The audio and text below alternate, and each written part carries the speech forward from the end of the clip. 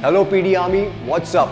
After seeing our previous video, I'm sure you guys are all experts now on setting up rider side, which puts you in the best position to step it up a notch and look at compression and rebound.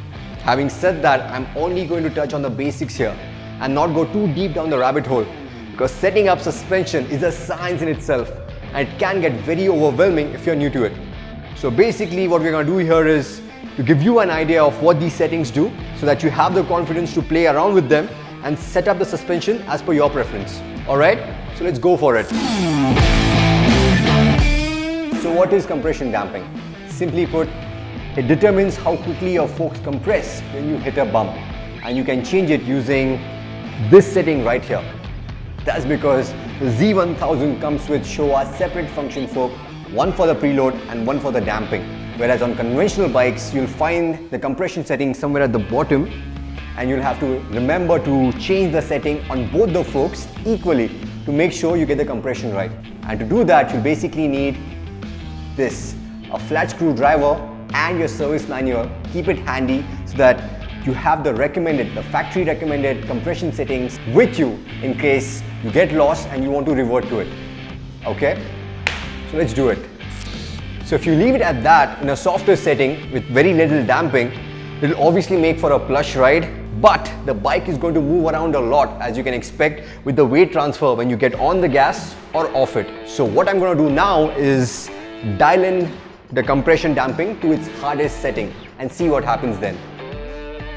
Now, if you have too much compression damping, it's going to lead to a harsh ride and you're not going to have a very good feeling. That's because the forks are not going to compress as quickly as they should, and the suspension won't have enough time to cope up with the undulations. So now what we're going to do is go back to the factory recommended settings for compression for the Z, which is 4.5 turns in the anti-clockwise direction from its hardest setting. Now that would be a very good starting point for you to play around with the compression setting, because you can see the forks are already compressing in a much more smoother linear fashion. So play around with the setting about half a turn each time in any direction, either harder or softer, whatever suits you. Take the bike out for a spin and see how the suspension feels.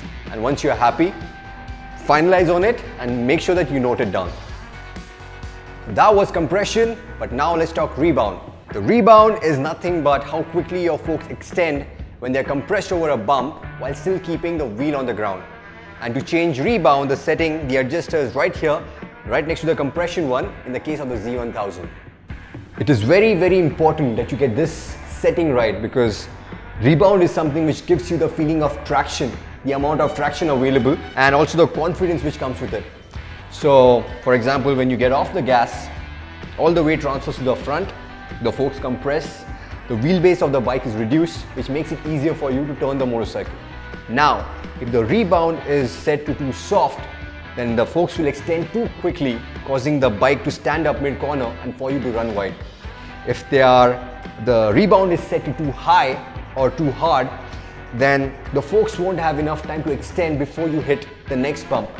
And in very extreme cases, this might also lead the forks to bottom out and for you to lose traction. So this would be a very good place for you to start experimenting with your rebound setting. See what really works for you, what gives you the best feedback, and with setting best complements all the changes which you have made to the compression damping.